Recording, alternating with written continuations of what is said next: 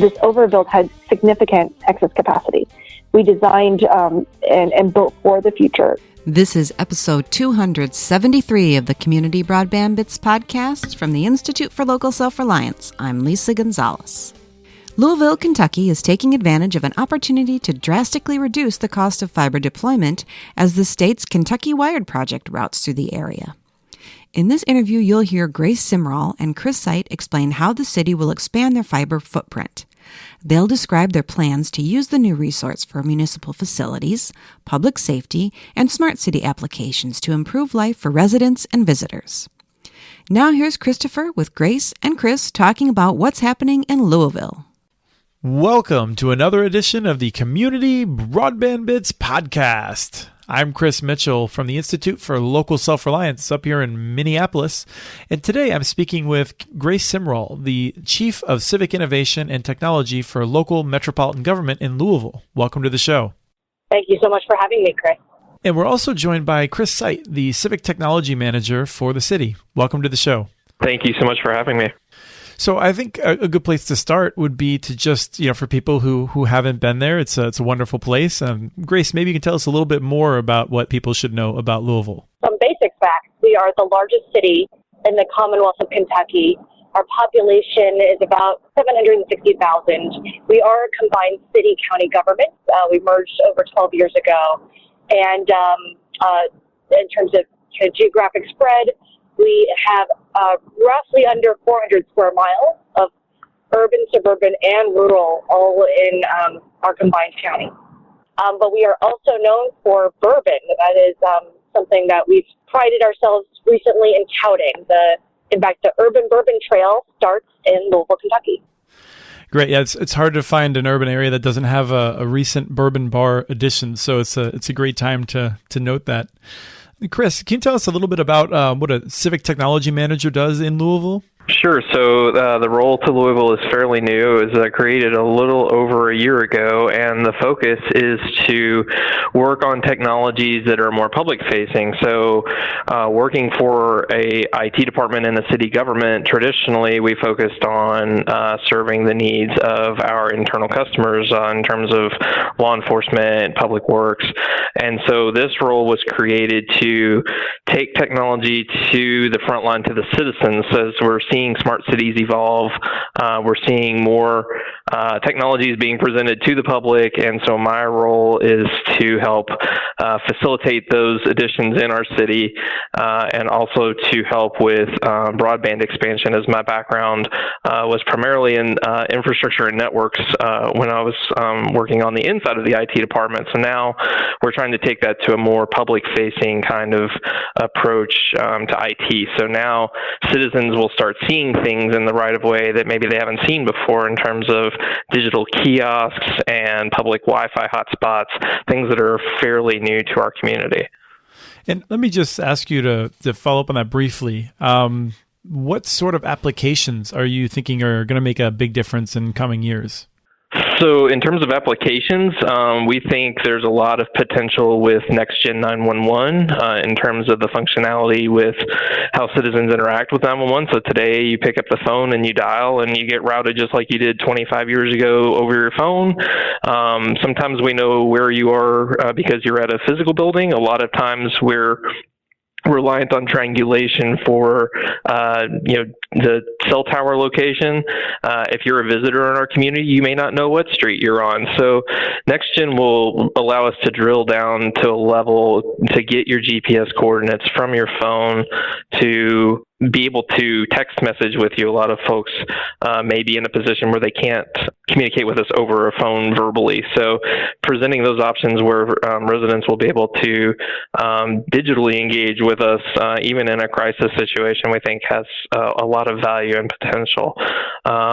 We also are seeing a lot more interest in the kiosk space in terms of wayfinding and providing visitors and residents with information about where to find things. So those are two areas where we're seeing a lot of activity right now.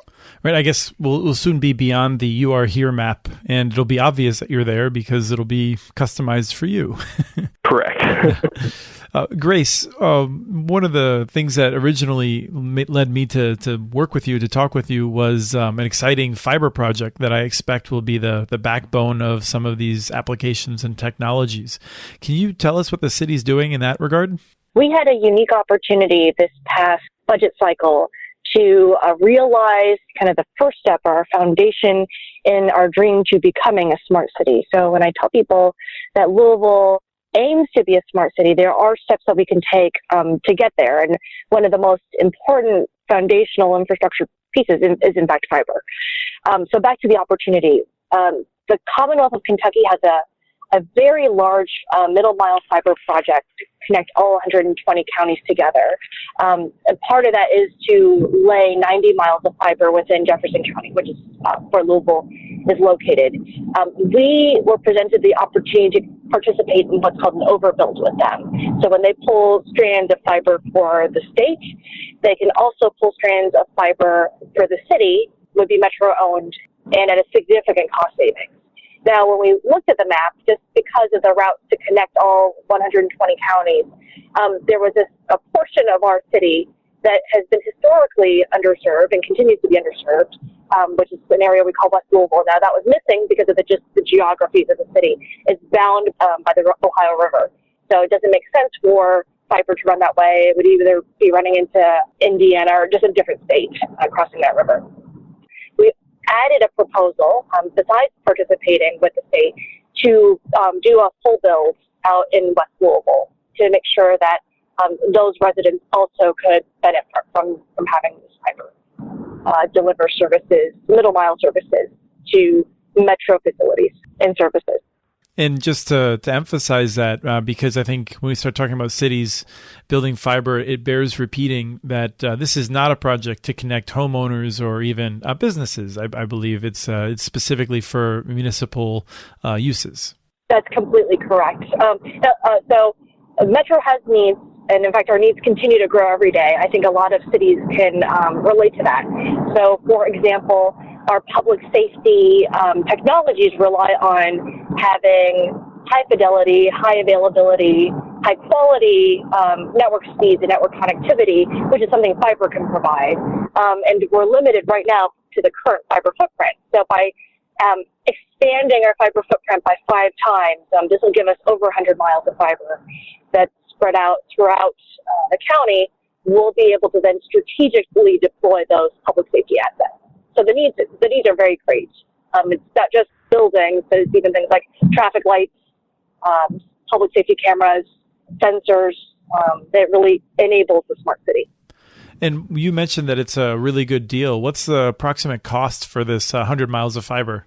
So in working with our partners at the state, we estimated to do the full build at total cost to be over $15 million. And our full budget appropriation was 5.4 to do the same thing. If I recall correctly, the cost of doing most of that fiber is actually dramatically lower. It's the commitment to making sure the entire community benefits is what drove the cost up for building out into the western part of the city, right? That's correct. We always like to laud that because one of the reasons we support cities making these investments is to make sure that everyone benefits. So you're developing this plan, and I'm curious if we step back to when all of a sudden you start hearing some opposition. What was happening there before this plan was adopted? As far as opposition goes, initially it really was just paid social media, at the national level and at the regional level. There were a few groups that were associated with different national groups that are historically known to opposing anything that's publicly owned. So we kept an eye on it, but we really didn't think much of it in those early days when our budget proposal had been put and made public. So originally it was just kind of this thing and you thought, well, this is outsiders. We don't have to worry about it. How did it escalate? It became very clear when we started talking to our council members that it first of all, was a very complicated project. So to be fair, even for those who are very technical and well-versed, it is a complicated project. So the complications with the project, the fact that it was tied to this state-level work that had some delays, it muddied the waters in their minds. And so it became very clear that they were concerned. And so we had to spend a lot of time educating them and explaining how the partnership and relationship would work. The West Louisville fiber builds, which was by far the most costly in terms of cost per mile, why that was so critical and important. It was an education all the way up until the final vote. Well, it seems to me that probably the opposition had a sense too that if you miss this window, there's no coming back because of it would be so much more expensive to do it later. Oh, that's exactly right. I mean, because of the kind of urgency around the availability for the partnership, this was it. If they were able to block it, we really wouldn't have another opportunity at this for a long time. Chris, I'm curious how you observed this and whether you were surprised by any of it. As a employee of government for over 14 years of my career, it was the first time that I had seen political opposition to an information technology department project. There's always been hesitancy around costs of investments around, replacing something like your email servers or, some other internal project that kept the lights on for the city government. But oftentimes we didn't really run into any political opposition. With this particular project, it was very obvious pretty quickly that we had a lot of people that were opposed to this, and our city had never really undertaken a fiber project of that scale. So it was fairly new to us as a city government to go down that path. And so, like we said, we have a little over 20 miles of fiber over the 20 years that we've had a fiber network, and that's been built out in pieces over time. So it was never really a big budget ask, and never really drew a lot of attention. But as soon as we went public with the amount of fiber that we were planning to put in, and the budget request was a little bit larger than what they typically see from the IT department in terms of capital projects, it definitely was a first for me. One of the things that I find interesting about this is that when we find these groups that are opposed to the public doing this, often they cast themselves as being protectors of the taxpayer. And yet, if I had to guess, this project is probably going to be saving taxpayer money because these facilities need connectivity. Someone's going to provide it. And in our experience, the city doing it themselves is the most cost effective. So I'm just curious, do you have a sense of how this project impacts taxpayers? There's a couple different ways it impacts taxpayers. One, we are extending our connectivity to facilities that previously we have had to lease circuits from. So the recurring bill for those lease circuits will go away. In addition to that, we're adding some capabilities to city government that we have not had before in different parts of the community in terms of connecting our traffic signals and adding connectivity for public safety cameras. So today, if the police department deploys a public safety camera, unless it's along one of those routes that we own with fiber, which is very few right now, we have to pay a carrier to connect that camera up and provide the monthly service, and so there's a bill with that. And then the traffic signals outside of our interstate ring, where a lot of the suburbs are at, where we're seeing a lot of population growth and a lot of the traffic problems, those signals are largely just timed signals with no connectivity back to our traffic control center.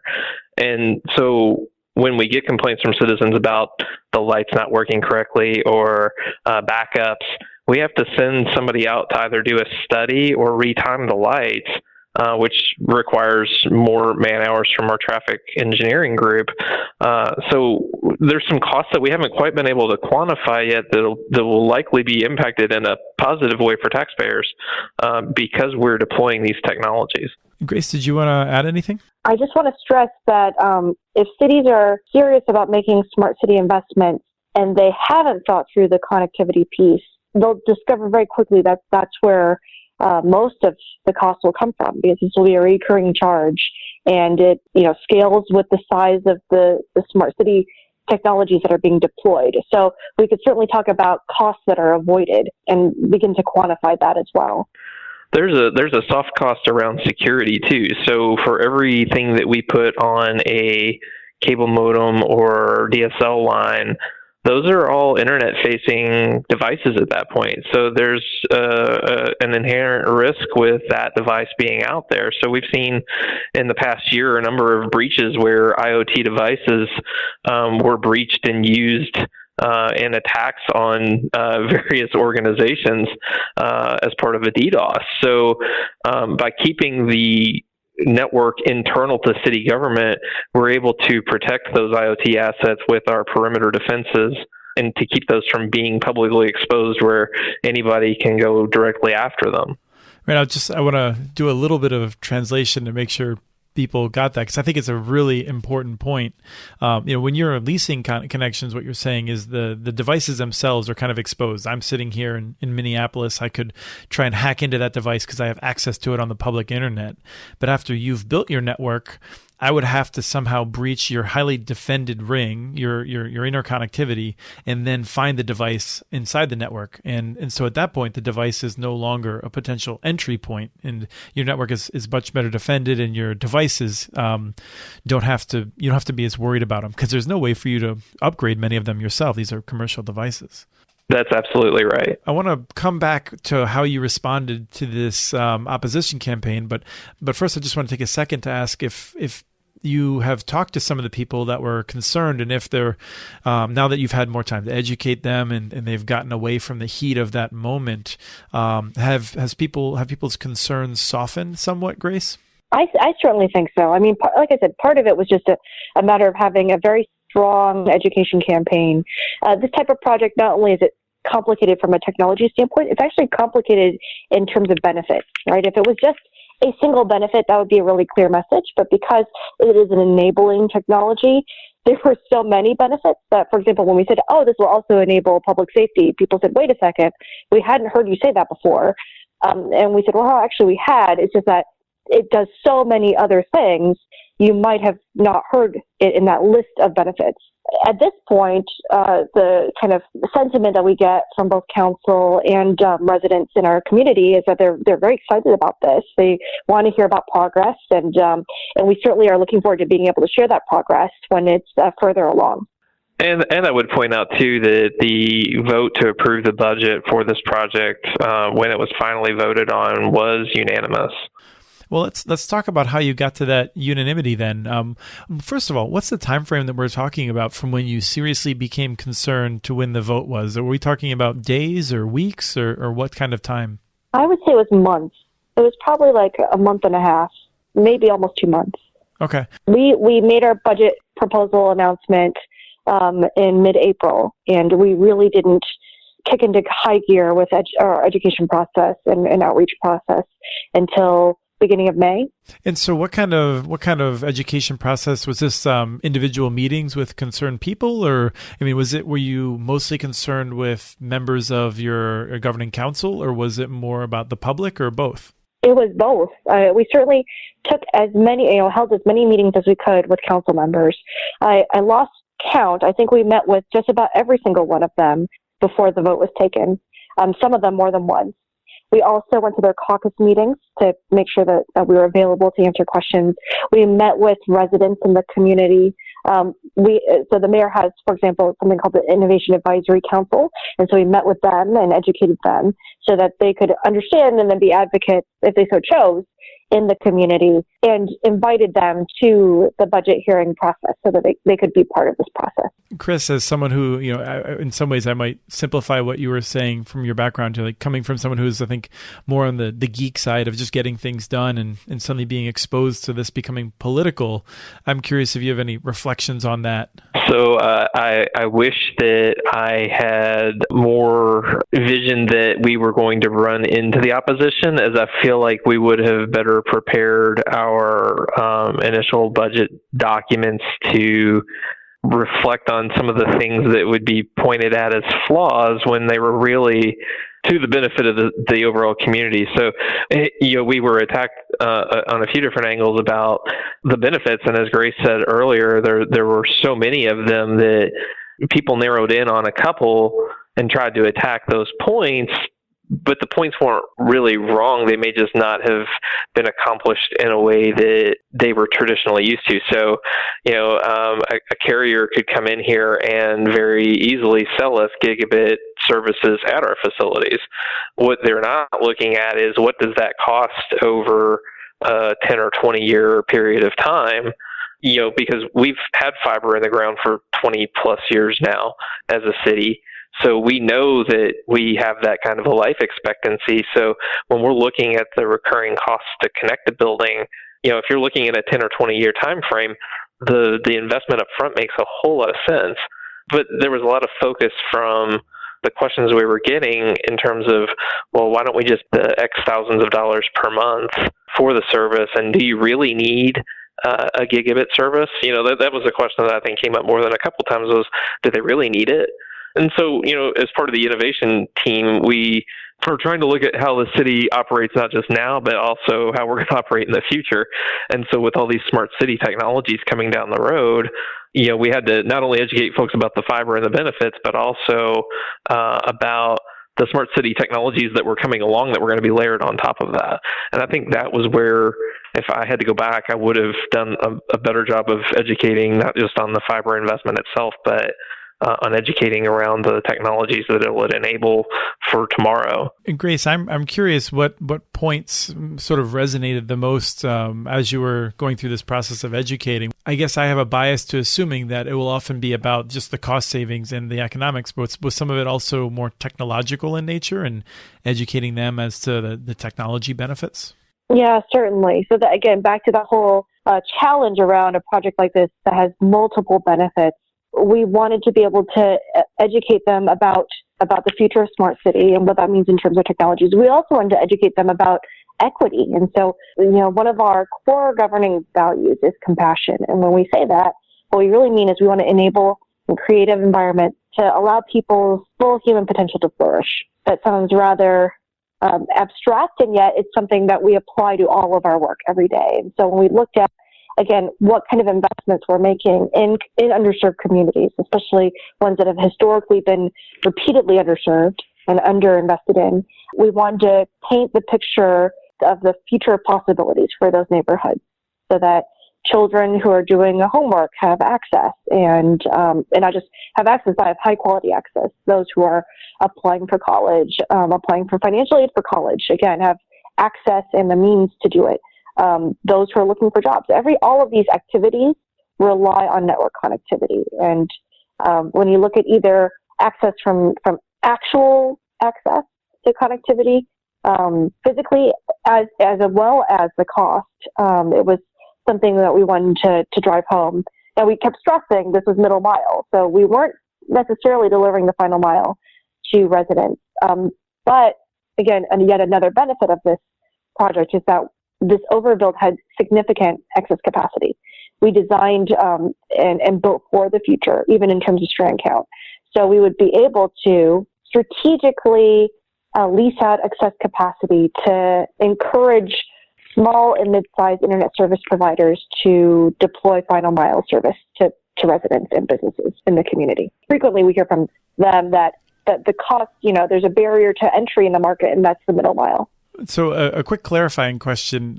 So when you talk about the kids being able to do their homework better and things like that, is that because you're going to be serving community centers and libraries and things in those areas with higher quality service? Yes, in part. So certainly when we talked about metro facilities that we would be able to immediately connect, we were very cognizant in West Louisville to point out which of those were community facilities that would be able to benefit immediately.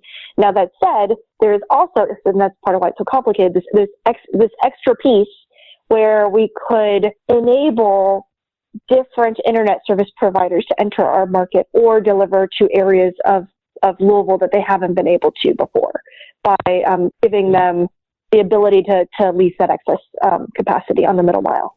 And that's what I wanted to follow up with. You said strategically, and I'm curious. I think a lot of people in earlier days perhaps would build out a network like this, and they would build it so that the endpoints, the points to get into the network, were always at the community facilities. Did you engineer it in a way that better enables potential other lessors or lessees? I forget which is which, but whoever wants to lease it from you to be able to access it more conveniently? So we've been intentional with some of the routing that we've done with our fiber routes to make sure that we pass multiple points of presence and have facilities near those locations, if not in them, that will allow for lighting that fiber from a carrier.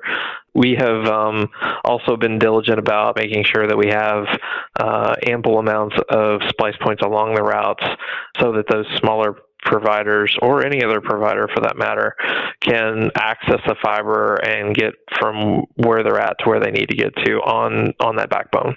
Great. That's what I was hoping to hear, and that's what I felt like a lot of people need to understand when they're laying these networks out, is that that's a key to making it useful. Well, are there any concluding thoughts? I'll start with you, Grace. This has been really helpful to get a better sense of what you've done, but have we left anything out? I think just one thing we learned in the process is that there are champions both in the community and on the council. So, find those champions, find those who not just are more technically inclined or informed, but who understand the vision, and make sure you work with them. And we really benefited from finding those champions, both in the community and on council. Great. And Chris, any other concluding thoughts? I think we will spend more time this year with members of the council and our leadership to make sure that we're continuously educating around not just the fiber that we're doing right now, but also the technologies that we're going to be putting on top of them. I think starting early on that is critical to our long-term success. Well, thank you both for coming on to share the lessons. I think these are really important lessons that people will get a lot out of, and hopefully they'll have fewer close calls as a result of them. Thank you both. Thank you. Thank you so much for having us. That was Christopher with Grace Simrall and Chris Site from Louisville, Kentucky, describing the city's fiber project. We have transcripts for this and other Community Broadband Bits podcasts available at muninetworks.org/broadbandbits. Email us at podcast@muninetworks.org with your ideas for the show. Follow Chris on Twitter. His handle is @CommunityNets. Follow muninetworks.org stories on Twitter. The handle is @muninetworks. Subscribe to this podcast and the other ILSR podcasts, Building Local Power and the Local Energy Rules podcasts. You can access them on Stitcher, Apple Podcasts, or wherever else you get your podcasts. Never miss out on our original research by also subscribing to our monthly newsletter at ilsr.org. Thank you, Arnie Huseby, for your song, Warm Duck Shuffle, licensed through Creative Commons. And thanks for listening to episode 273 of the Community Broadband Bits podcast.